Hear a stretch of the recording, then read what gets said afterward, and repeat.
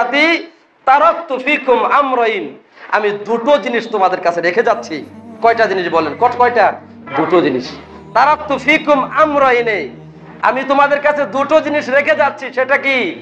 এক নাম্বার আল কুরআনুল কারীম ও কিতাবুন নবী মুহাম্মদ সাল্লাল্লাহু আলাইহি সাল্লাম।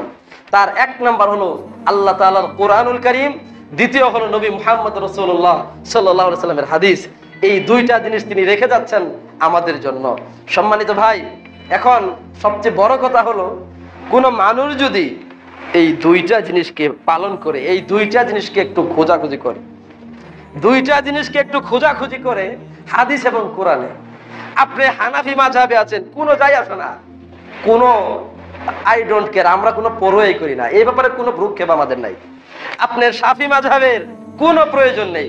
আপনি আহলে হাদিস, আপনি হাম্বলি, আপনি শাফি, না আমরা কিছু বলবো না, আমরা বলার কিছু না। আপনি হাদিস, আপনাকে আল্লাহ নবীর কথা না এটা, আল্লাহ নবী কোন জায়গায় ভাষণ দিয়েছিল বলেন? বিদায় হজে। কোন সময়? বিদায় হজের ভাষণ, বুখারী রেওয়াত, হাদিসটা তো বুখারীতে আছে। আল্লাহ নবী বিদায় হজে ভাষণ দিয়ে বলছিলেন, দুটো জিনিস রেখে যাচ্ছি। আপনাকে আমাকে বলেনি তুমি হানাফি হয়ো, তুমি শাফি হয়ো, তুমি মালিকি হয়ো, হাম্বলি হয়ো, কখনো বলেনি। এই কথা বলার পরে দুটো জিনিস, কোরআন হাদিস মানবা। এখন কথা হলো যে আপনি হানাফিকে মানেন, কোনো সমস্যা নেই। ইমাম আবু হানিফা থেকে শুরু করে প্রসিদ্ধ যে চারজন ইমাম, প্রত্যেকজন ইমাম উদুলুন ন্যায়পরায়ণ ছিলেন, প্রত্যেকজন ইমাম আদর্শবান ছিলেন, প্রত্যেকজন ইমাম আদর্শিত ছিলেন, যাদের থেকে অনেক শিক্ষা রয়েছে। কিন্তু আপনার কাছে আমার প্রশ্ন হলো, আল্লাহ নবী মুহাম্মদুর রাসূলুল্লাহর চেয়ে তাদের মর্যাদা বেশি? আল্লাহ নবীর চেয়ে তাদের মর্যাদা কি বেশি? বেশি না। আল্লাহ নবী দুইটা জিনিস মানতে বলেছেন, কোরআন এবং হাদিস। কোরআন এবং হাদিস মানতে হবে। আপনি যে শবে বরাত পালন করবেন, আপনি যে শবে বরাত পালন করবেন, এই ব্যাপারে কোন সাহাবায়ে কেরাম থেকে আজ পর্যন্ত কোনো হাদিস বর্ণনা হয়নি, কোনো হাদিস বর্ণনা হয়নি। অনেক মুহাদ্দিসিনে কেরাম, অনেক ইমামগণ থেকে এই ব্যাপারে আসার বর্ণিত হয়েছে, যে আসারগুলো সহি সনদ না, যে আসারগুলো ব্যাপারে কথা রয়েছে, যে আসারগুলো সমস্যামূলক। আপনাকে একটু আগে একটা হাদিস শোনালাম, একটা কথা শোনালাম, বিভিন্ন যেটা আল্লাহ নবী থেকে সরাসরি বর্ণিত হয়নি হাদিস, আল্লাহ নবী কোনো সাহাবী পালন করেনি। সম্মানিত ভাই, সেই জন্য কথা, এই শবে বরাতকে কেন্দ্র করে নিয়ে আমরা যে সমস্ত ইবাদত করি, এগুলো আল্লাহ নবী মুহাম্মদ সাল্লাল্লাহু আলাইহি ওয়াসাল্লাম সাপোর্ট করেনি, আল্লাহ নবী নিষেধ করে গিয়েছেন। কি সেই আমল, সেগুলো সামনে আসছি, একটু আয়াতগুলো বলে নেই।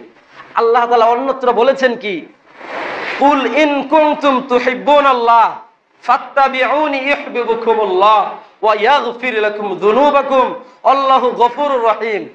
আল্লাহ তাআলা তার নবীকে বলছেন, ও নবী মানুষকে জানান, ইন কুনতুম তুহিব্বুনাল্লাহ, যদি তারা তুহিব্বুনাল্লাহ, আমি আমার আল্লাহকে ভালোবাসতে চাই, আমি আল্লাহকে ভালোবাসতে চাই, ফাত্তাবিউনি, সেজন্য আপনি নবীর অনুসরণ করেন, ইউহিব্বুকুমুল্লাহ, তাহলে আমি আল্লাহকে ভালোবাসা হবে, ওয়া ইয়াগফির লাকুম যুনুবাকুম, আমি তাদের গুনাহগুলোকে ক্ষমা করব, আল্লাহু গফুরুর রহিম, আর আল্লাহ তাআলা হলেন ক্ষমাশীল। আয়াতটা পেয়েছেন তো?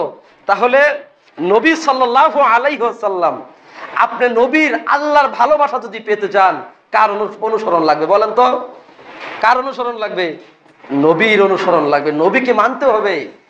আপনি নবীর হাদিস যদি না মানেন, আপনি বলছেন হাদিস আবার জাল হয় নাকি, হাদিস আবার জয়ীফ হয় নাকি? হাদিস যদি জয়ীফ না হয়, হাদিস যদি জাল না হয়, এ জগতে ভণ্ড নবী দাবি করেছিল অনেক মানুষ, তাহলে নবী তো আর ভণ্ড হতে পারে না। এ জগতে ভণ্ড নবীর আবির্ভাব হয়েছিল অনেক, নবী কি আবার ভণ্ড হতে পারে? এ জগতে অনেক কিছু বিপরীতে অনেক সাইড রয়েছে, পজিটিভের সাইডে নেগেটিভ আছে, কিন্তু একজন জগতের মধ্যে একজন সৎ আলেমের পাশাপাশি একজন ভ্রান্ত আলেমরা, নামধারী আলেমরা নামকরণ করেছে আমরা এই জগতে হকপন্থী, আমরা এই জগতে সঠিক, কিন্তু মূলত কি হক তারা? মূলত হক তারা না। এ জগতে হকের পাশাপাশি যেমন নেগেটিভ পাওয়া যাবে, আল্লাহ নবী মুহাম্মদ রাসূলুল্লাহর কথা থেকে আমরা যেটা বুঝি, উক্ত আয়াতে কারিমা যেটা শিক্ষা দেয়, নবীর ভালোবাসা যদি তুমি, আল্লাহর ভালোবাসা যদি পেতে চাও, তাহলে তুমি কার অনুসরণ করো? বিশ্ব নবী সাল্লাল্লাহু আলাইহি ওয়াসাল্লামের অনুকরণ তুমি করো।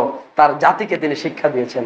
আল্লাহ তাআলা আদম সন্তানকে বলে দিয়েছেন, ওয়া ইয়াগফির লাকুম, ক্ষমা করব তোমাদের পাপ, আল্লাহু গফুরুর রহিম, আল্লাহ তাআলা হলেন কি পরিপূর্ণ ক্ষমাদানকারী।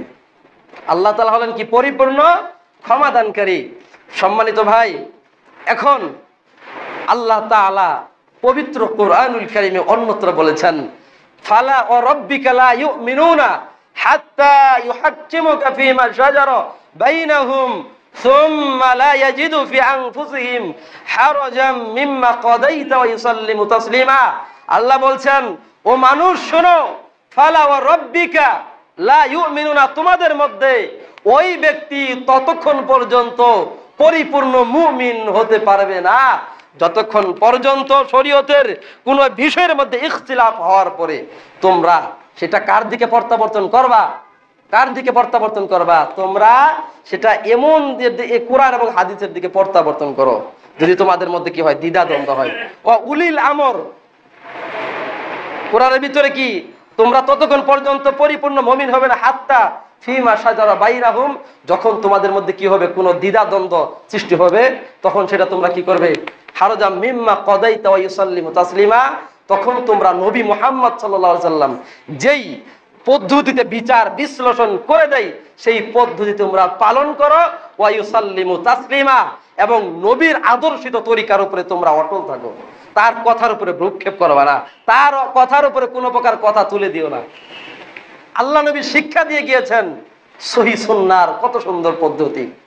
আল্লাহ নবী সাল্লাল্লাহু আলাইহি সাল্লামের অসংখ্য আমাল যদি খুঁজেন সবগুলো যে সহিহ তা না।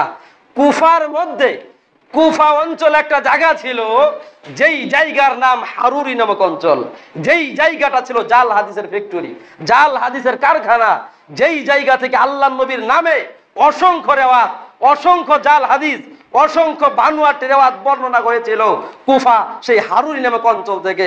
আপনি যদি বলেন জাল হাদিস নাই, তাহলে হবে না তো। এ জগতে 10,000-এর উপরে, মোটামুটি ভাবে 10,000 বিভিন্ন রেওয়াত, বিভিন্ন রকমের কথা পাওয়া যায়, আর অনেক হাদিস রয়েছে, তার মধ্যে কমপক্ষে 10,000-এর উপরে জাল বর্ণনা, যেগুলো বানোয়াট, জাল, একদম কোনো এগুলা কেতা, কারো থেকে কোনো বর্ণনা পাওয়া যায়নি, এগুলো জাল 10,000-এর উপরে আছে।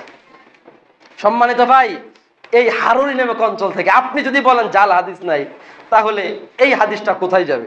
হুব্বুল ওয়াতান মিনাল ঈমান, দেশকে ভালোবাসা ঈমানের অঙ্গ, কে বলেছে দেশকে ভালোবাসা ঈমানের অঙ্গ? কোনো হাদিসে নাই। উতলুবুল ইলমা ওয়ালাউ কানা বিসিন, ইলম অন্বেষণ করো সুদূর চীন দেশে গিয়ে হলো, কে বলেছে উক্ত হাদিস জাল? এটা হাদিস না। আলেমের ঘুমিয়ে থাকা মূর্খ ব্যক্তির সারা রাত্রি জাগরণ করে ইবাদত করা, এটা হাদিস? এটা হতেই পারে না। জগতে জাল হাদিস, অসংখ্য জাল হাদিস, অসংখ্য জাল হাদিস। রমজানের 10 দিন রহমত, নাজাত, মাগফিরাত, কে বলেছে হাদিস সহিহ না? অসংখ্য জাল হাদিস পাওয়া যায় ভাই। পড়াশোনা করলে জাল হাদিসের অভাব নেই, আপনাকে জানতে হবে, বুঝতে হবে।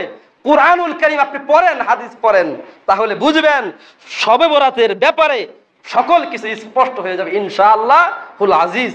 আমি যেটা বলবো আপনাকে, আল্লাহ সুবহানাহু ওয়া তাআলা কুরআনুল কারীমে বলছেন, ও কুল আতিউল্লাহ ওয়া আতিউর রাসূল, হে নবী আতিউল্লাহ, তারা যেন আমার অনুসরণ করে, ও আতিউর রাসূল, আমি রাসূলকে যেন মানে তারা, ও উলিল আমরি মিনকুম, তোমাদের মধ্যে যারা জানলেওয়ালা আলেম আছে তাদের কাছে যেন তারা যায়। ফাইন তানাযাতুম ফি শাইইন ফারুদ্দুহু ইলাল্লাহি ওয়ার রাসূল, তোমাদের মধ্যে যদি কোনো মাসলা মাসাইলে যদি কি হয়, মতনৈক্য হয়, কি হয়, মতনৈক্য হয়। অনেক বিষয় আমাদের সাথে দ্বন্দ্ব আছে না? অনেক বিষয় হাদিস কোরআনের সাথে দ্বন্দ্ব রয়েছে, অনেকের সাথে অনেকের দ্বন্দ্ব থাকে কিছু হাদিস মাসলা মাসাইলে। যদি তোমাদের মধ্যে কোনো প্রকার দ্বন্দ্ব থাকে, ফি শাইইন ফারুদ্দুহু ইলাল্লাহি ওয়ার রাসূল, সেটা আল্লাহ তাআলা এবং তার রাসূলের দিকে প্রত্যাবর্তন করা। কার দিকে প্রত্যাবর্তন করা? আল্লাহ এবং তার রাসূলের হাদিস এবং কোরআনের দিকে তোমরা ফিরে যাও, তোমাদের মধ্যে যদি কোনো ইখতিলাফ তোমরা দেখো। সম্মানিত ভাই, আজকে ইখতিলাফের কথা, আজকে আপনাকে হাদিস কোরআন বললে আপনি বলেন কিসসা কাহিনী শুরু করে দিয়েছে। আপনি হাদিস কোরআনের ধার তো ধারেন না, বিভিন্ন রকমের বইয়ের কিসসা কাহিনী নিয়ে আছেন। আল্লাহি আল্লাহর শপথ করে বলছি, আল্লাহর কসম, আজকে যারা কুরআনুল কারীম এবং হাদিসের নামে যারা এই জগতে বানোয়াট কিছু চালিয়ে দিয়েছে, তাদের হিসাব